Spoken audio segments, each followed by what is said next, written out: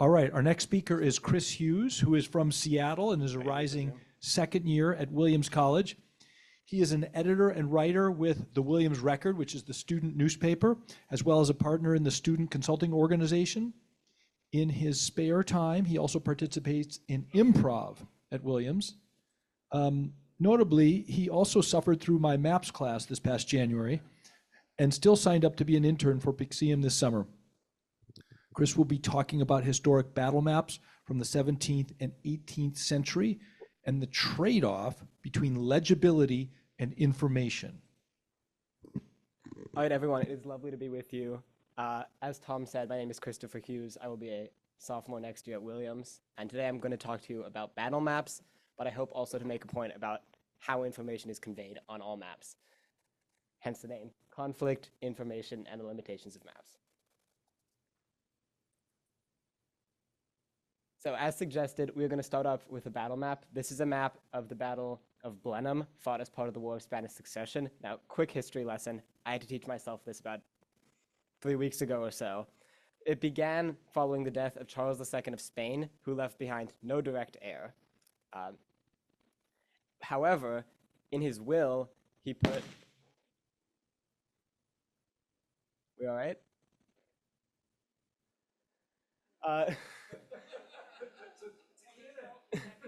So, Charles II willed, I don't think this works. Oh, it does. Great. Charles II willed the throne to a grandson of Louis XIV of France. Unacceptable to a lot of people, because that would mean the French would consolidate power over much of Western Europe. So, the English, the Prussians, the Dutch, as well as the Austrians formed the Grand Alliance and tried to push Habsburg of Austria as an alternative. And, right, the year is 1704. The French have allied with the Bavarians and are doing quite well. They're making an advance through southern Germany to Austria. Now, we talk a lot about the French being famous for surrendering. They were putting up a very good fight here and were quite a feared army. However, the English had something to say about it. So the Duke of Marlborough's army, the British army, under the Duke of Marlborough, had successfully marched across Europe, from the Low Countries to southern Germany in about 5 weeks to meet the French at Blenheim. And that set the stage for this battle.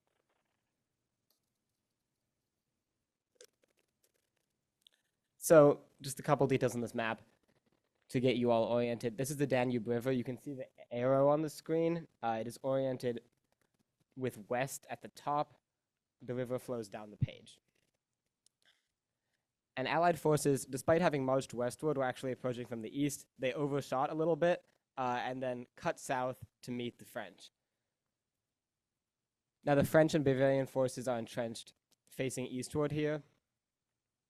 And Allied attacks began with little skirmishes on the side of the line. And you can see that here with these details. The arrows roughly denote it, and there's a complicated key that we'll talk about later. But trust me on this. Now, they drew some French reinforcements to the sides, but never really committed the bulk of their force, which allowed, and you can see here with more arrows, a lot of arrows, and some tombstones, that then the Duke of Marlborough's army pushed through the center and was able to break the French line successfully. Now, on the right side of our line, which would be the north, the French began to retreat quickly. And you can see the soldiers walking away and the tombstones. And on the left, the French army was encircled in the town of Blenheim. This is where the Battle of Blenheim gets its name. And over 10,000 French soldiers were trapped there and forced to surrender. It was a massive loss for the French army, their first defeat in a major battle in over 100 years, and was decisive in turning the tide of the War of Spanish Succession. So, John Churchill, the first Duke of Marlborough, presided over this battle, was critical to the victory, and he was handsomely rewarded by Queen Anne for his victory. He was given land and money to build a palace, Blenheim Palace, in fact, named after the victory, and it is where Winston Churchill, his great-great-great-grandson, was born. So just an interesting fact. Clearly, battle maps can convey a lot of information. This entire story of this famous battle and later its consequence has all been told by this map, and it's all there. The question is, how clearly? When I first looked at this map, I didn't know any of this. and it took me a very long time to decipher it. Now, the publisher of this map knew this.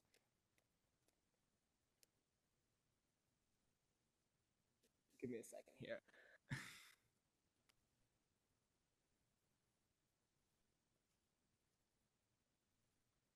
Clearly, the publisher of the map was familiar with this, and there's a multi-step key attached to it. You can see all these letters, B, Q, F, B, R, D. It all went through the temporal stages of this. Now, I didn't actually have access to the key. I couldn't find it in any of the online scans of this map, so I had to piece this all together. But they knew that there was a trade-off here that I'm going to talk about more. Here's another map of the Battle of Blenheim. This is a modern map. It looks old, but it is in fact modern. And not just because it's in English and not German, I think it's much more comprehensible. You have the Duke's army down here, and the French there, and you can clearly see their face-off at Blenheim. However, you lose some of the detail, right? It's more legible, but you can't see the encirclement at Blenheim. You don't see the French defeat on the right. You don't get the whole story. Which brings me to what I see as the principal trade-off present in these battle maps, which is between legibility and information. Now, really, I think this trade-off is present in every map, but it comes up so clearly in battle maps because the information they seek to convey is often incompatible with mapping, right? We've looked at a lot of political maps. Countries have locations. Soldiers move. Battles happen over time. And there's been a lot of different approaches to this trade-off, and we're going to look at a couple more from this era. So as I've mentioned, mapping a battle is very difficult. One way around this trade-off is to not map a battle at all. Now this is the French city of Ar, which is in northern France, just as it appeared following the Treaty of Utrecht, which actually ended the War of Spanish Succession. And, well, it doesn't depict a battle, it certainly has a lot of military information. Now, this is military information that's much easier to map. It has the fortifications around the town and the neighboring town of Saint-Venant clearly denoted. But there's nothing about a battle. And once again, very common in this era, there's also a detailed key labeled here as explanation. But this is about battle maps, after all, so I should show you a few more of them. This one is of the Siege of Maastricht, which was an unsuccessful attempt by William of Orange to retake the city during the Franco-Dutch War. At the bottom, we have a map very similar to the last one we've looked at. It just shows the fortifications of the city. And again, with a detailed key, but not a key about the battle necessarily, just about the relevant fortifications, the features of the city. At the top, though, we have a detailed image. We can see the direction the Dutch came into the city from, and we can see kind of the ruins, the destruction faced in the battle. There's a map showing where it's to take place, but there's other things providing the account of the battle. Now, very interestingly, this map also includes a side profile of the fortifications, which would be super relevant to not only William of Orange's army, but to any future invaders interested in taking the city of Maastricht.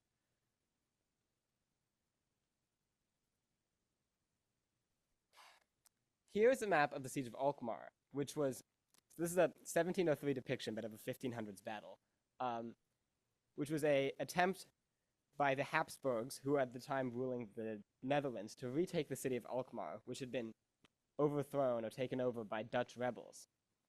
And this is pretty similar to the last map, where the last map split the two, had a pictorial and a geographical depiction. This too has the same on, this map has the same, has both on the same page.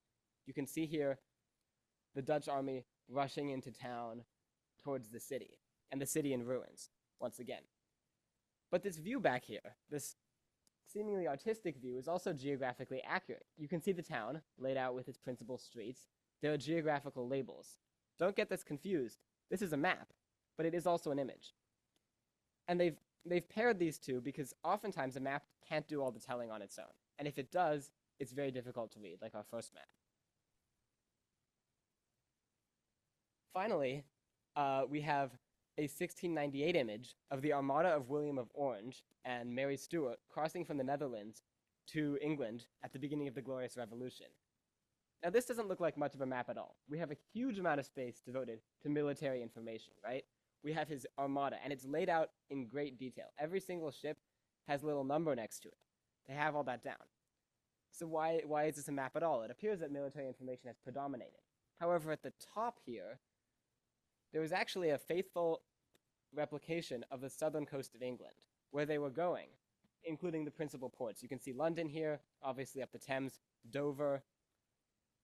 So it's a map, but there's also a lot of battle information. And it seems as though many of the most successful depictions of these have split the two. Oopsies, my apologies. But perhaps we are barking up the wrong tree here.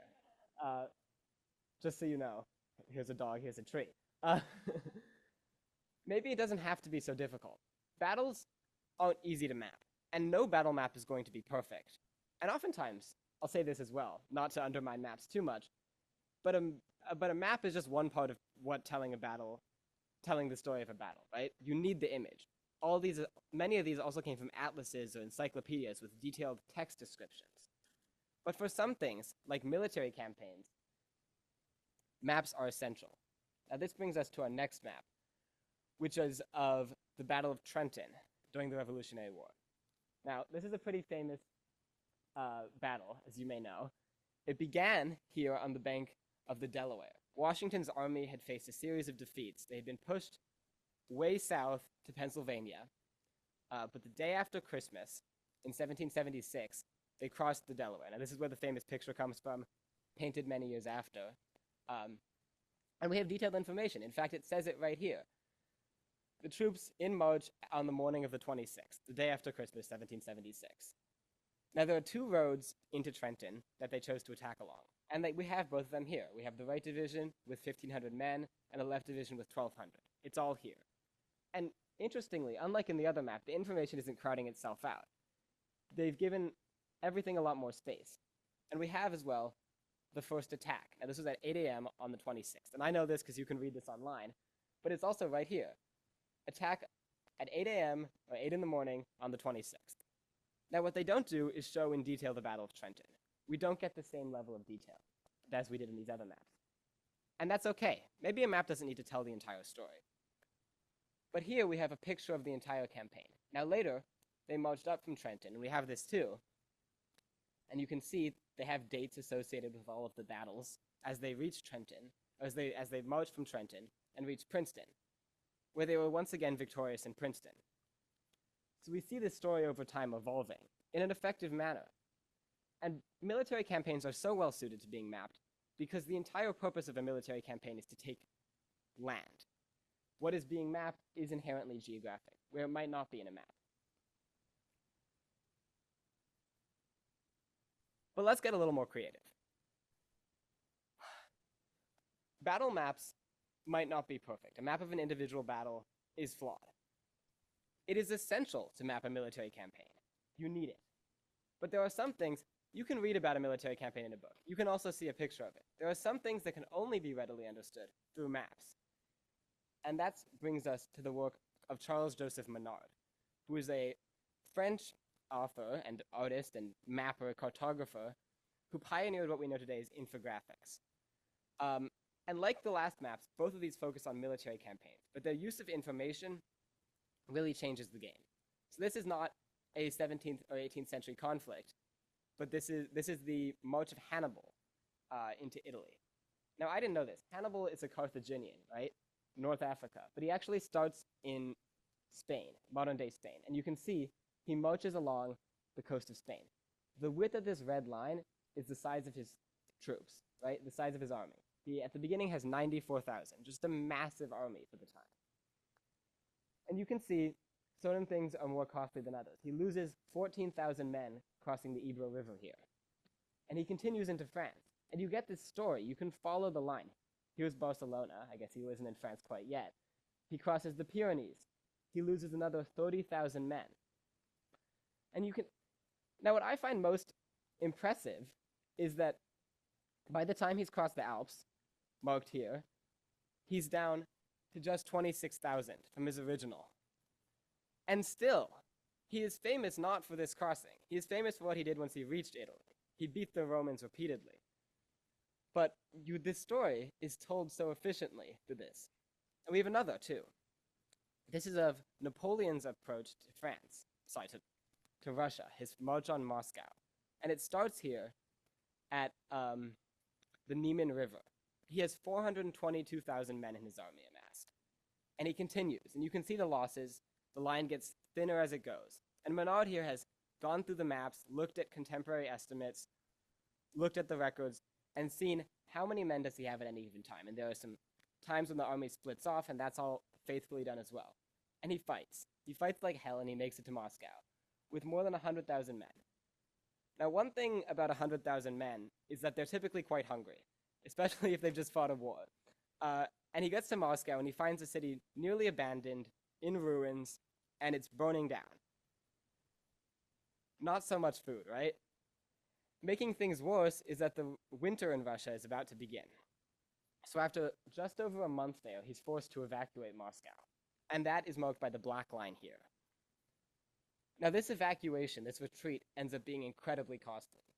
He has 100,000 men leaving Moscow, and just a few miles away, he's already left with 55,000. The Russians are pursuing him relentlessly, and making matters even worse is the fact that the temperature has dropped below zero, even in November. Now these lines you see here correspond to a temperature gauge. As you can see, it's negative 21 degrees Celsius, and this is the 14th of November. And as he continues, things only get worse. By the time he gets out of Russia, as you can see, negative 30 Celsius, just freezing. He's left with less than 10,000 men from his 400,000 original. Now this is a complete story, and I didn't have to look through a key, and I didn't have to do a bunch of independent research. Now I did, but I found this out just based on this map. This is a complete story, and a story that can't be told as readily through any other form.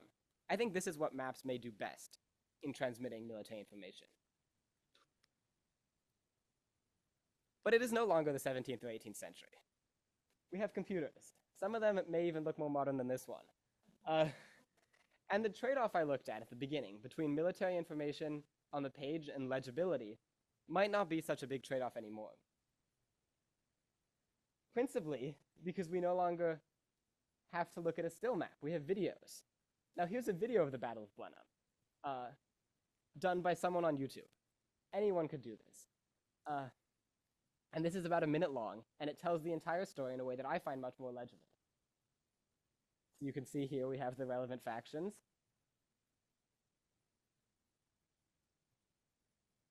And here's the field. They're actually using the same map for their blank as I do. You can see the British to the south, or not to the south, to the east, and the French to the west. They begin attacking on the flanks, but withhold a lot of their force, drawing some reinforcements.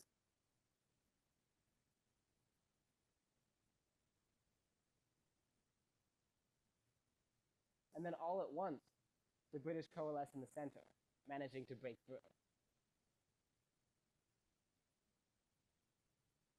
And once they break through, the French pretty much begin to retreat immediately on the right flank. And you can see that here, they're about to go. On the left flank, you can see the encirclement of Blenheim.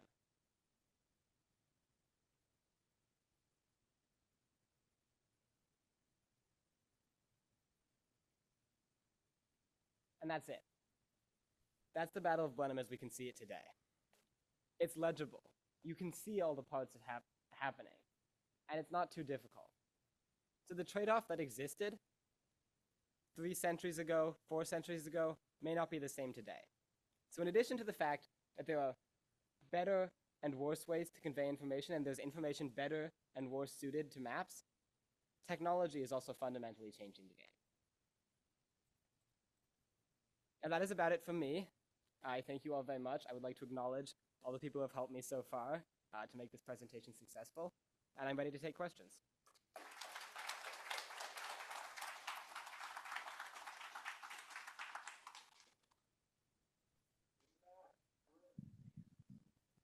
Yeah, on that map of Napoleon's army, there was that about halfway through, there was a black line that went off to the side. What does that indicate? So as Napoleon's army was approaching Moscow, they didn't all go together. And this group of about 30,000 soldiers retreated earlier and came along a different path, but eventually met up with Napoleon's army here. And they crossed the Berezina River here, which was one of the most deadly days. It was incredibly cold, the river was icy, and they lost half of their force crossing it once they had unified again. More complicated.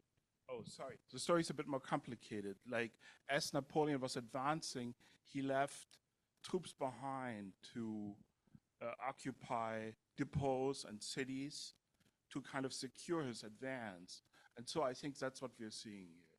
You know, we're seeing troops that were left behind to secure his advance, and they're reuniting with Grand Army when it was no longer grand on the retreat. Great, thank you. Other questions?